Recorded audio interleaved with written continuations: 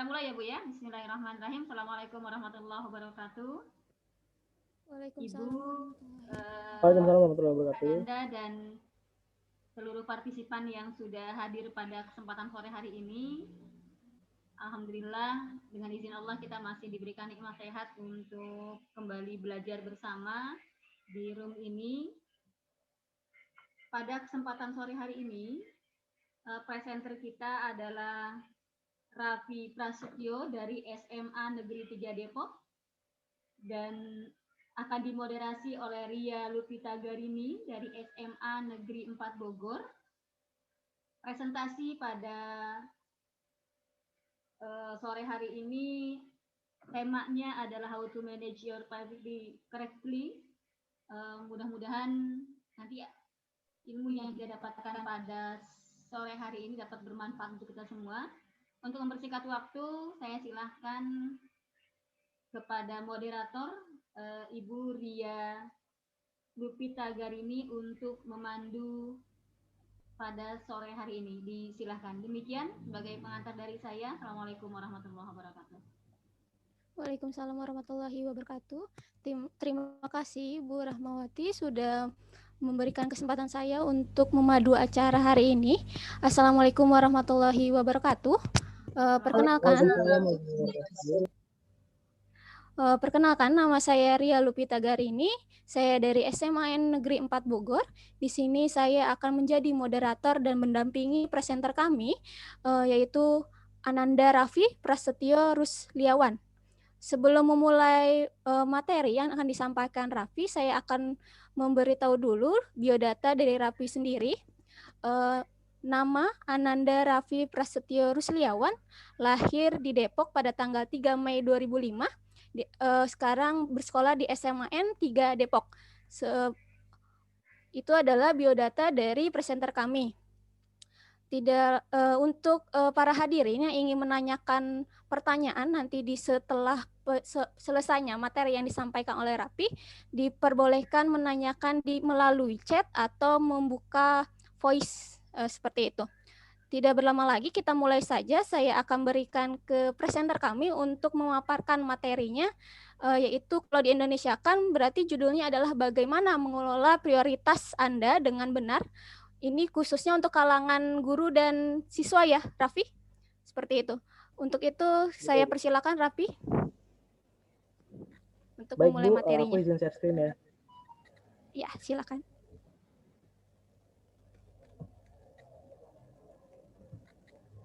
Apakah sudah terlihat? Ya, sudah. Belum? Sudah. Silakan Raffi. Sudah, oke. Bentar aku edit dulu ya.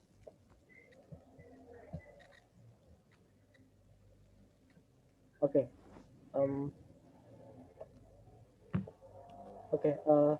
Assalamualaikum warahmatullahi wabarakatuh. Chat ya. Warahmatullahi wabarakatuh. Okay, my name is Raffi Prasetyo Rusliawan. Today, I'm gonna present about how to manage your priority correctly. Okay, langsung saja ya.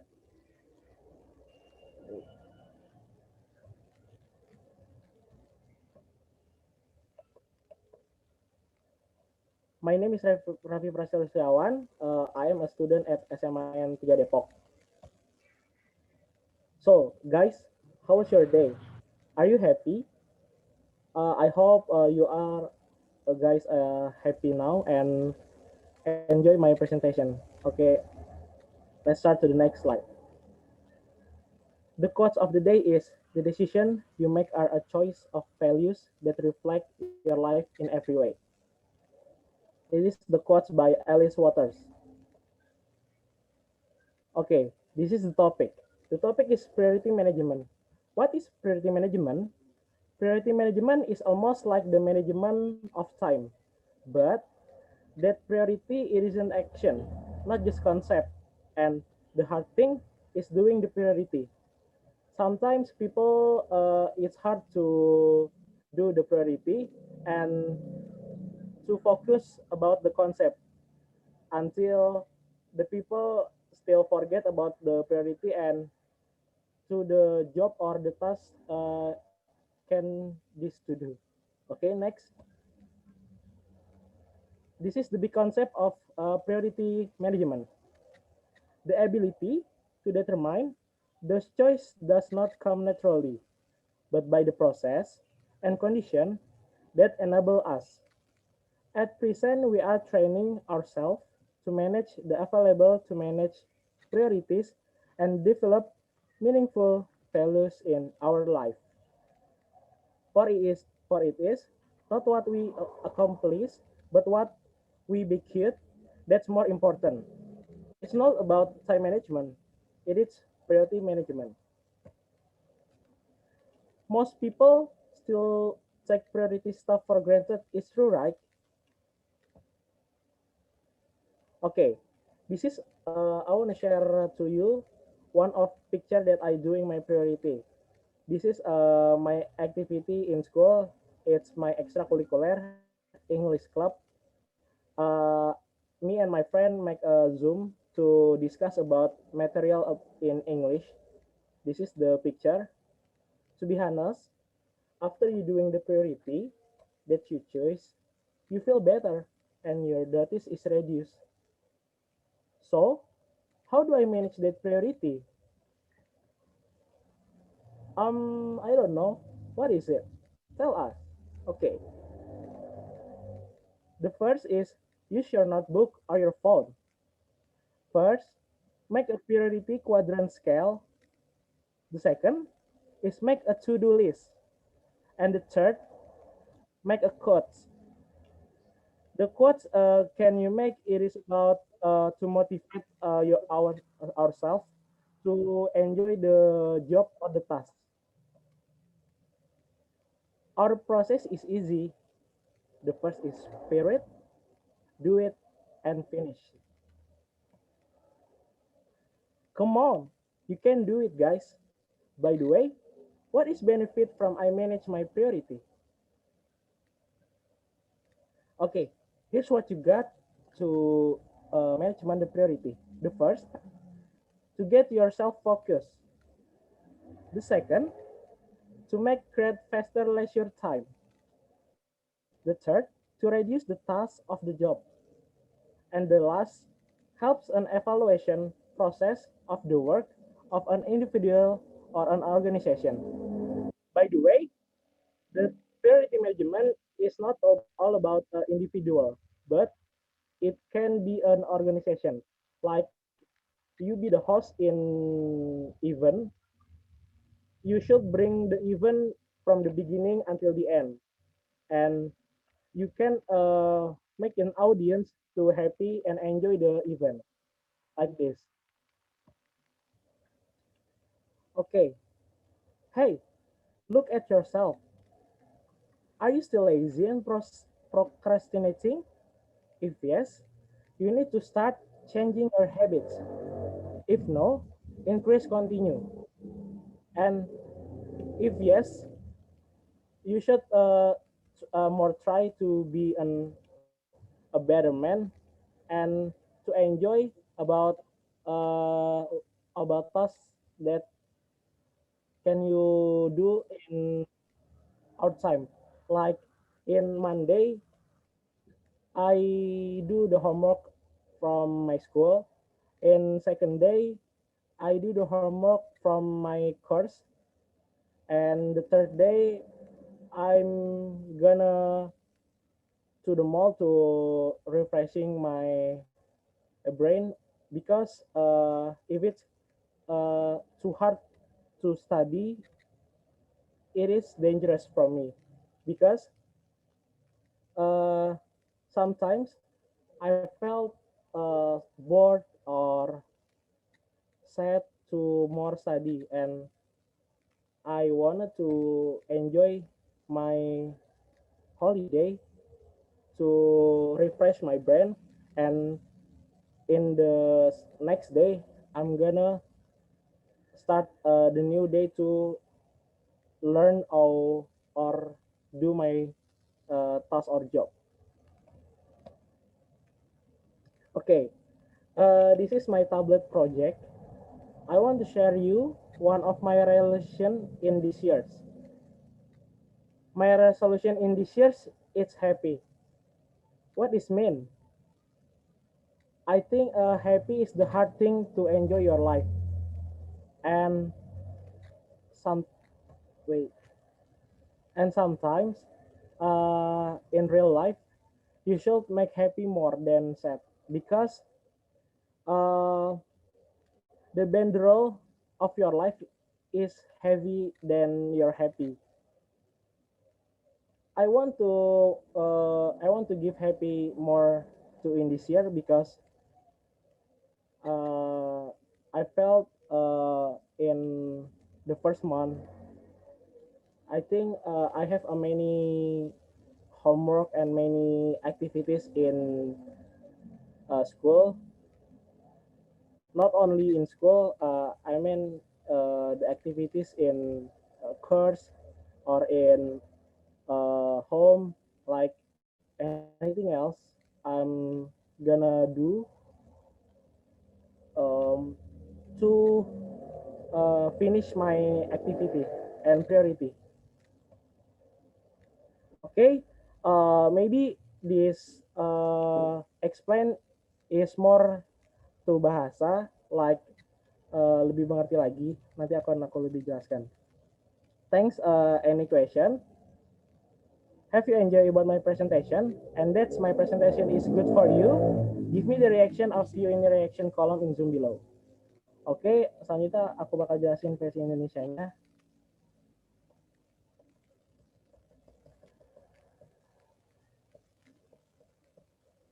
Sudah? Suara saya terdengar? Kecil, Bu.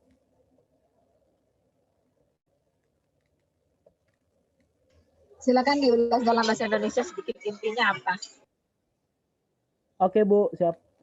Oke, jadi langsung ke intinya aja deh dari sini.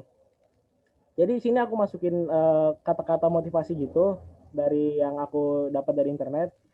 Kata-katanya itu berarti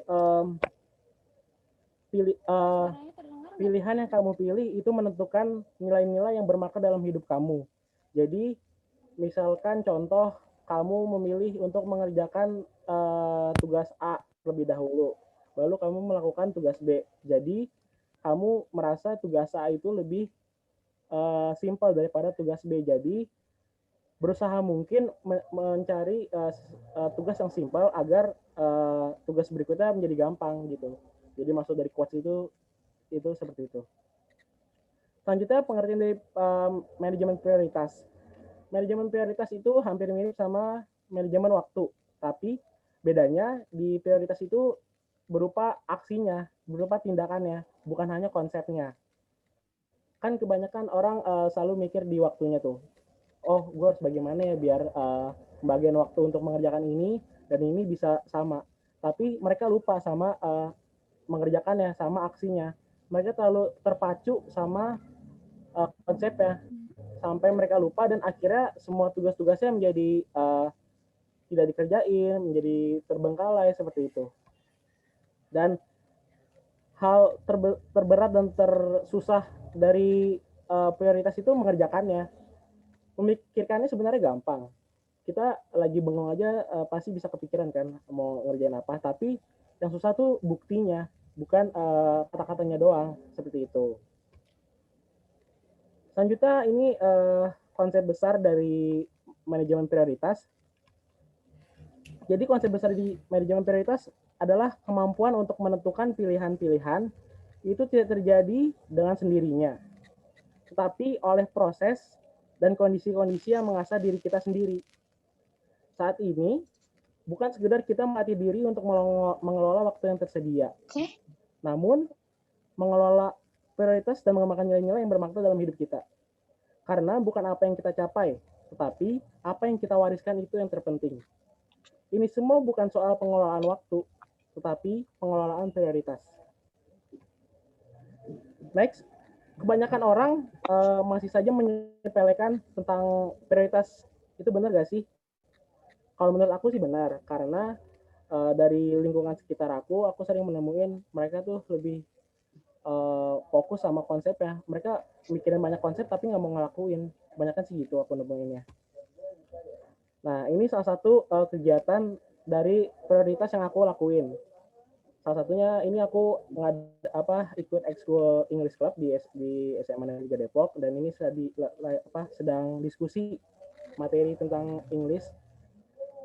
Sejujurnya setelah kamu melakukan prioritas kamu yang kamu pilih, kamu akan merasa lebih baik dan pengerjaan kamu akan berkurang. Jadi di pikiran sama di hari itu kayak, oh iya, tugas gue berkurang, gue lebih tenang gini-gini. Terus bagaimana sih cara mengatur prioritasnya? Yang pertama bisa dibuat di dalam buku atau di HP. Bisa pertama kita buat namanya skala kuadran prioritas seperti ini contohnya. Bisa yang penting dulu kita catat, yang tidak penting nanti, yang harus dikerjakan, yang harus dibuang, yang harus dipisahkan itu apa, yang penting duluan itu apa. Jadi bisa kita buat seperti ini. Yang kedua, bisa kita membuat urutan pekerjaan yang mau kita lakuin. Seperti contoh, di hari Senin, kita catat nih, oh kita mau ngerjain misalkan tugas matematika, IPA, sejarah, dan lain-lain. Terus di hari berikutnya kita mengerjain PJOK, jadi teratur, berkonsep gitu maksudnya. Dan yang terakhir, bikin kata-kata motivasi. Aku kadang juga bikin kata-kata motivasi itu, aku taruh di meja belajar, jadi kayak setiap aku mau ngerjain PR atau mau belajar, aku selalu baca dulu, biar, oh iya, di mindset aku tuh kayak, oh iya, aku harus ngerjain ini, gitu.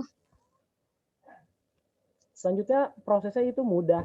Yang pertama semangat, yang kedua lakukan, yang ketiga selesaikan. Seperti itu. Jadi dari semangat yang kita ciptakan itu, kita akan membuat rasa ingin mengerjakan.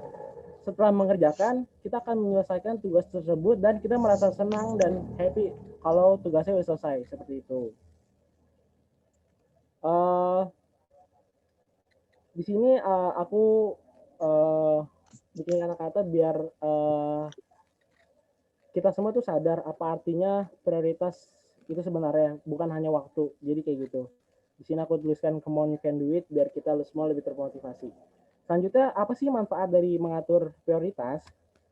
Manfaatnya yang pertama membuat diri kita menjadi lebih fokus dan kita tidak menunda-nunda pekerjaan. Dan yang kedua, membuat waktu luangnya menjadi lebih cepat. Jadi misalkan kita bikin jadwal dari jam 7 pagi sampai jam 8 siang kita mengerjakan tugas matematika. Terus kita ternyata tugas matematikanya gampang. Jadi dari jam 7 sampai jam setengah 8 sudah selesai tuh. Masih ada setengah jam lagi kita bisa istirahat atau kita bisa sarapan dulu. Jadi menciptakan waktu luang yang lebih cepat. Itu bisa kita gunakan buat istirahat atau buat apresiasi diri kita sendiri, seperti kita menonton TV sebentar, seperti itu. Dan yang ketiga, bisa mengurangi pekerjaan atau tugas kita. Dan yang terakhir, untuk membantu mengevaluasi proses kerja kita dalam bentuk individu maupun organisasi. Jadi itu dia, kalau misalkan dalam individu tuh kita bisa nilai, oh ya progres kita dalam mengerjakan tugas tuh udah berapa persen sih, gini-gini. Kalau buat di organisasi, lebih ke program kerja yang ada pada organisasi. Jadi setelah acara yang kita lakuin tuh kita bisa evaluasi, oh iya, salahnya dari itu apa sih, salahnya dari acara ini itu apa sih, terus saran kedepannya untuk acara ini tuh apa sih, kayak gitu. Oke, sudah rapi. Dan di sini belum, sebentar lagi mungkin. Oke, gimana? Waktunya nggak cukup ya? Enggak. Maaf, tadi Ibu keluar, jadi sudah ini. Oh iya, oke. Kalau lanjut sebentar lagi, maaf bentar ya, lagi. sinyalnya. Iya Bu, ayo silakan Raffi. Iya Bu, nggak apa-apa. Di sini aku bikin slide kayak gini sebagai tamparan buat diri aku juga. Aku jujur aja masih kadang malas sama suka menunda-nunda pekerjaan. Jadi aku sendiri harus mengubah mindset aku, mengubah cara kebiasaan aku tuh menjadi lebih baik lagi. Bisa dibilang kita beranjak dari zona zaman kita. Jadi misalkan dulu kalian masih kayak tugasnya tuh misalkan ada banyak, tapi kita malah mikirnya, dalam sehari kita satu tugas aja, padahal deadline tugasnya itu pada cepet-cepet, dan di akhir tiba-tiba lupa, terus alasan ke gurunya. Jadi kayak gitu. Buat tamparan juga sih buat aku. Tapi kalau misalkan kalian semua yang udah pada bisa ngatur prioritas dengan baik, dilanjutin, ditingkatin, jangan sampai dalam karena suatu hal misal sosmed, gadget dan lain-lain bikin kalian jadi lupa sama prioritas kalian, itu malah makin hancur seperti itu. Nah, di sini aku pengen share aja resolusi di tahun 2021. Aku di sini nulis bahagia karena bahagia merupakan hal terbesar dalam kehidupan. Jadi dari awal tahun ini kayak aku ngerasa udah ada aja tugas dan aktivitas yang benar-benar berat banget di sekolah, dimanapun aku banyak tugas segala macam. Jadi makanya aku di sini nulis bahagia karena apa ya, bahagia itu kayak bagian dari hidup gitu. Jadi kalau misalkan kita nggak bahagia dari yang apa yang kita udah kerjain, rasanya tuh kayak berat banget di dalam diri. Dan kebanyakan tuh orang apa ya, pura-pura bahagia. Jadi di depan orang kita terlihat senyum, senang, padahal tuh di belakangnya kita malah yang paling sedih. Jadi cukup tahu aja kalau misalkan orang yang terlihat sedih di depan orang yang terlihat paling senang di depan kalian itu tuh sebenarnya orang yang paling sedih di belakang kalian, seperti itu. Oke, cukup sekian, terima kasih. Udah deh kelar. Oke, terima kasih Raffi atas penyampaian materi yang sudah dilakukan. Sangat menarik mengambil temanya tentang masa pandemi seperti ini ya Raffi ya. Jadi ya betul Bu. Halo? Iya kan ya. Ya, Bu, sudah. Apalagi ya, sekarang Bu, siswa-siswa banyak yang ya Raffi. Lanjut Bu, dilanjut Bu. Halo? Oh, dilanjut ya. Halo, kedengeran ya Ibu ya. Ya, Sini soalnya sinyalnya jelek. Kedengeran Bu. Mohon maaf. Iya, dilanjut Bu. Kedengeran ya. Kedengeran Bu. Ibu juga sebagai guru juga banyak nih siswa-siswa yang ngeluh ya tentang pembelajaran. Halo? Iya Bu, lanjut. Suara Sudah Ibu? Bu. Sudah. Iya. Oke ya. Jadi ini cukup menarik materi yang sudah disampaikan berkenaan dengan sekitar kita ya, apalagi di dunia pendidikan. Untuk siswanya juga, untuknya guru juga seperti itu. Di masa pandemi ini prioritas kita harus kayak gimana pembelajarannya seperti itu ya. Mungkin untuk para hadirin yang sudah mengikuti seminar ini ada yang mau ditanyakan? Boleh ditanyakan melalui chat atau nyalakan voice seperti itu. Tadi di chat di sini ada chat. Ya Bu, aku bacain ya. Aku bacain ya. Oh iya, silakan Raffi. Ya, silakan bacakan. Dari Zara nih. Oh, Zara ya, Raffi. Zara. Iya. Sebelumnya makasih banyak buat presentasinya. Sama-sama Zara. Keren banget, alhamdulillah. Bermanfaat juga apalagi buat pelajar zaman sekarang yang masih nggak bisa mengatur skala prioritas mereka, termasuk aku sendiri. Hehehe. Mau tanya, apa sih pendapat Raffi sendiri tentang pelajar yang masih menganggap sepele tentang pembagian skala prioritas mereka? Dan ada gak tips yang bisa kita lakuin selain yang di presentasi tadi? Makasih Zara pertanyaannya. Aku jawab ya. Jadi pertama pendapat sendiri ya, pendapat aku tentang pelajar yang masih menganggap. Pendapat aku kepada pelajar yang masih menganggap remeh itu kayak kalau misalkan ya aku kenal sama orang tersebut, kayak aku setiap harinya pasti semangatin mereka sih, walaupun itu kembali ke diri kita. Tapi kita sebagai teman tidak ada salahnya memberi semangat dan memberi dukungan kepada dia untuk menjadi yang lebih baik, bukan seperti itu. Dan walaupun misalkan tipikal orang ini tuh susah dibilangin, susah dikasih pemahaman. Jadi kita tuh sebagai teman terus ngebantu.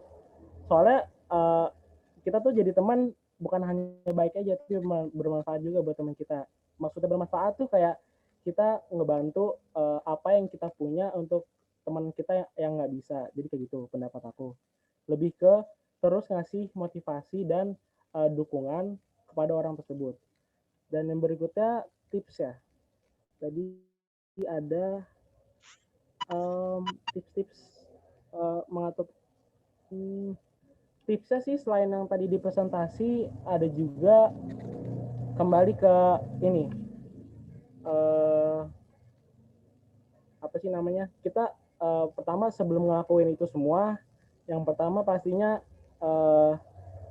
di pikiran kita tuh kita kayak udah pastiin dulu bahwa oh iya, hari ini aku mau gini gini gini gini, hari ini bakal gini gini gini gini. Itu pertama pasti kita nyusun konsep dulu, dan konsep tersebut jangan jangan sampai kita lupa. Kita harus tetap ingat, kita harus tetap sadar bahwa kita punya konsep yang nantinya kita akan lakukan. Jadi kayak gitu.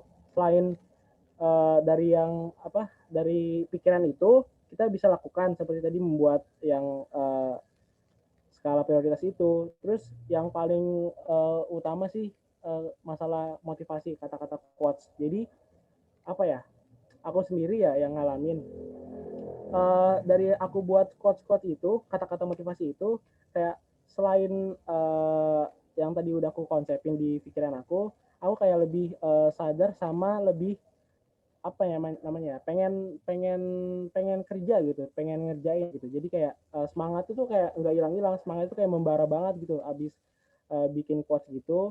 Quotesnya kita baca, itu quotesnya kita bikin sendiri, jadi kayak rasanya wah, gue jadi tambah semangat nih, jadi gini, oke gue kerjain, kayak gitu sih kurang lebih. Gimana Zara, udah ini belum, udah terjawab belum, masih ada gak orangnya? Jara sudah? Bagaimana jawabannya? Sudah puas, Jahara? Ada mau ditanyakan lagi? Ada pertanyaan? Sudah, Jahara? Halo? Mungkin buka pertanyaan Iya, sudah selanjutnya. Bu, cukup. Terima Ya, kasih. Ya, terima kasih, Jahara. Oke, Raffi, ada yang bertanya lagi di chat. Ini ada Fatima Azahra. Mau dibacakan sebentar, Bu. Raffi apa Ibu? Aku aja Bu, aku aja. Halo? Oke, Aku aja, silakan Bu. Raffi. Ya, Ya, silakan. mana nih? Assalamualaikum, waalaikumsalam. Hai Raffi, halo juga. Perkenalkan, nama saya Zara. Saya mau bertanya, can you describe more detail about how do you balance school, work, or your personal life, and how do you manage your stress while online learning? Thank you. Gimana ya? Bagaimana cara nyimbangin ya? Kayak antara sekolah, kerjaan tugas sama kehidupan pribadi. Jadi ini kan sebelumnya emang udah aku masukin ke skala prioritas hidup. Jadi yang pertama pasti orang tua, keluarga, pendidikan, baru yang lain-lain kayak organisasi, teman, tugas, dan lain-lain. Tugas kan termasuk pendidikan juga, jadi mungkin rada-rada mirip lah ke prioritas ketiga. Jadi cara nyeimbanginnya tuh yang pertama pasti lakuin yang penting dulu. Misalkan sekolah pagi-pagi udah harus mulai kan, udah mulai Zoom segala macam. Terus juga ada misalkan contoh ada masalah juga sama tugas, ada tugas yang belum aku kerjain. Terus ada juga lah masalah di lingkungan rumah gitu. Yang pasti aku kelarin dulu, yang pertama pasti lingkungan rumah dulu. Jadi sebisa mungkin aku buat tenang dulu, aku buat nyaman dulu, entah apapun itu caranya. Masalah caranya itu kayak tiba-tiba dapat aja gitu di otak, jadi nggak bisa aku jelasin apa caranya. Dari caranya itu kayak tiba-tiba gitu. Terus dari masalah keluarga udah tenang segala macam, udah aman, langsung buru-buru ke sekolah yang gak kalah pentingnya. Nah, sekolah harus mulai kelar, baru tuh terakhir di tugas. Sebisa mungkin waktu tersisa yang kita punya, misalkan sisa 15 menit atau 10 menit, sebisa mungkin tuh kita langsung kayak ngerjain tugasnya gitu. Jangan kita malah leha-leha dulu. Itu tergantung kembali lagi kepada waktunya. Jadi misalkan waktunya mepet banget atau waktunya terlalu sempit, jadi mungkin kita nggak bisa istirahat, leha-leha segala macam. Mungkin kita bisa istirahat sebentar, kita misalkan ambil waktu 2 menit untuk minum atau untuk enakin badan, istirahat sebentar, kayak gitu sih buat ngecara seimbanginnya. Dan bagaimana cara mengatur stres di segala online? Sebenarnya jujur masih susah sih cara ngatur stres selama online, karena aku sendiri kalau online gini rasanya beda sama offline pastinya, dan aku malah lebih suka di offline karena untuk pemahaman materi dari sekolah lebih gampang offline daripada online. Aku cara ngatur stresnya sih yang suka aku lakuin, pertama usahain di pikiran tuh, di mindset kayak udah jangan stres. kalau misalkan Dimas udah males duluan, udah capek duluan, udah lesuh duluan, nantinya malah kayak kita nggak bakal ngelakuin apa-apa, malah nggak ada hasilnya. Jadi kita tuh bisa dibilang kaum kaum rebahan bawa perubahan. Jadi mindset aku selalu kayak gitu, kayak lagi lemes nih atau lagi males lah, terus kayak kepikiran, oh iya, orang lain di sana lagi pada ngejar cita-cita nih, masa gua enggak, kayak gitu. Makanya aku selalu netepin di pikiran tuh, walaupun kita kaum rebahan tapi kita bisa bawa perubahan. Bawa perubahannya nggak dalam akademik aja, kita bisa non akademik, kayak misalkan kita punya passion di bidang menyanyi, atau kita bisa di bidang menari, kita bisa tuh asah passion kita, dari situ kita kembangin, nanti jadi kayak sebuah karya atau sebuah prestasi buat kita. Jadi dari yang kita hanya kaum rebahan, kita bisa pikirin untuk apa ke depannya, dan kalau udah dapat hasilnya nanti pasti deh kayak seneng, bangga banget sama diri kita, terus langsung ngomong deh pada diri kita, oh iya, gue tuh kaum rebahan sebenarnya gue bisa loh jadi gini kayak gitu. Gimana? Apakah udah terjawab belum? Siapa Fatima? Sudah Zara? Ya Zara. Fatima Zara sudah puas dengan pertanyaannya? Positive thinking and more active thinking is the key. Berarti ya. Iya bener banget Zara. Sama-sama Zara. Terima kasih Zara. Apakah ada yang lain, ada yang mau tanya lagi? Silakan. Mungkin ada yang lain? Tidak ada? Yang lain mungkin? Tidak ada ya mungkin. Sudah. Ada chat lagi? Oh tidak ada. Berarti ya? Vi, sebentar Vi. Halo. Ya Bu. Vi, tadi kan Raffi bahas ini ya, dan skala prioritas ya, kalau tidak salah. Nah, ya Bu. Gimana kita coba untuk membuat kuadran skala prioritasnya coba? Tadi. Bagaimana Bu? Suaranya kecil. Tadi di slide-nya ada kuadran. Kita salah satu caranya adalah membuat kuadran skala prioritas. Ya betul. Yuk, kira-kira gimana Vi kita membuat kuadran itu Vi? Boleh lihat slide-nya lagi yang tadi tentang membuat kuadran skala prioritas. Sebentar. Aku mundurin. Ini. Kuadran ini ya Bu. Kuadran Vi. Nah. Ini kan. Yang atas. Atas. Nah ini nih ya. Ini yang nomor 1. Ya nomor 1 ya. Kita harus masukkan ke kuadran pertama, kuadran kedua, berikut dan seterusnya. Yang urgent, yang non urgent gitu Vi. Oh ya. Mungkin aku sambil jelasin juga ya. Jadi urgent kayak misalkan tuh urgent lebih ke arah tugas-tugas sama pekerjaan-pekerjaan. Kayak misalkan sebagai murid kita kan pasti setiap sekolah dikasih tugas-tugas. Kita bisa masukkan ke urgent bagian do atau bisa kita kerjakan. Untuk urgent di bagian delegate itu kayak semisal contoh kita nyatat materi, atau kita rangkum, kita ngeringkas materi dari sekolah hari ini kayak gitu. Untuk non-urgentnya, kita bisa dimasukkan ke dalam desain tuh, semisal contoh kayak nonton TV, kita bermain laptop, segala macam, kayak gitu. Untuk di delete-nya itu yang bisa kita hilangkan dari kebiasaan kita. Kayak misalkan kita males-malesan atau rebahan mulu segala macam, kita bisa masukkan ke dalam delete kayak gitu Bu, kurang lebih. Jadi untuk urgent bagian do lebih ke arah tugas-tugas, dan kalau misalkan dalam bagian delegate itu seperti siswa tuh misalkan kita ngerangkum atau ngeringkas materi dari hari ini kayak gitu. Untuk masalah nggak pentingnya atau non urgentnya, ya Bu, kenapa? Enggak, lanjut. Oh lanjut, ya guys.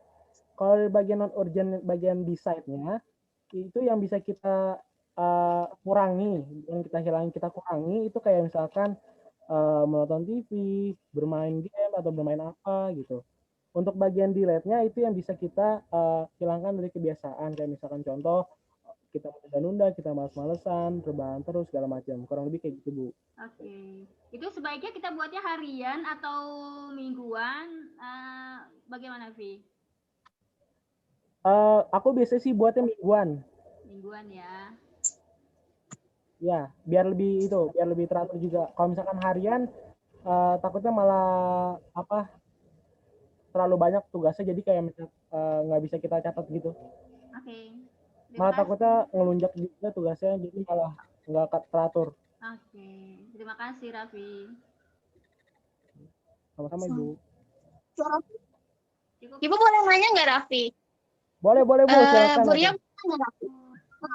ini kan Bu Ria sebagai guru juga ya, jadi mungkin belum tahu rasanya sebagai siswa kayak gimana. Menurut Raffi, saran dong buat guru-guru di sekolah Raffi ataupun dimanapun, bagaimana sih supaya murid itu senang belajar di masa pandemi ini? Untuk gurunya bagaimana, Raffi? Sarannya untuk guru seperti itu. Ibu ingin tahu menurut pandangan dari siswa ya. Ya, boleh Bu, boleh. Ini pandangan dari aku ya. Aku selama setahun ini udah ngejalanin di masa pandemi sekolah. Keluhan-keluhan dari diri kayak misalkan materi nggak bisa dipahami dengan baik, guru ngejelasinnya terlalu singkat, atau guru cuma ngasih PPT nggak dijelasin. Kan kadang tuh pemahaman orang berbeda-beda. Jadi kalau misalkan aku cuma bisa paham dari guru ngejelasin langsung. Kalau misalkan PPT doang kayak rasanya kurang pemahaman gitu.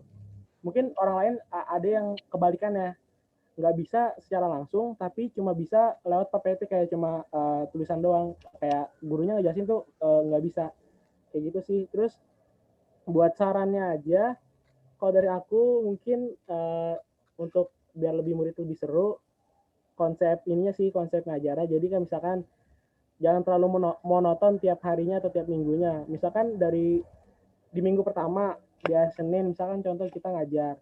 Di situ kita bisa masukin atau kita luangin waktu sebentar di awal atau di akhir, kita misalkan games dulu. Game di sini kayak biar hubungan antara murid sama guru tuh lebih akrab sama lebih erat. Jadi si murid pun nggak enggan buat nanya-nanya tentang materi. Jadi dari hubungan yang erat itu kita bisa tercipta antara murid yang lebih aktif atau murid yang lebih serius belajarnya kayak gitu.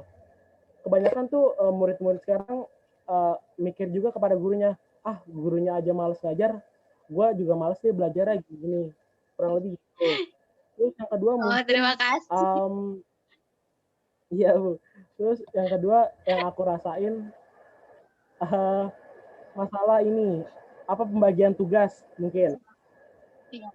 Pengalaman aku tuh gini, guru ngasih tugas yang gampang tapi waktunya deadline-nya lama banget. Misalkan aku dikasih tugas matematika, tugasnya tuh cuma isinya tuh kayak 1+1+1 gitu-gitu, cuma tambah-tambahan, tapi itu deadline-nya sampai jam 8 malam, padahal dikasihnya tuh jam 8 pagi. Jadi kayak kebalikannya. Terus ada juga guru lain ngasih tugas yang susah banget, kayak benar-benar harus pahami lama.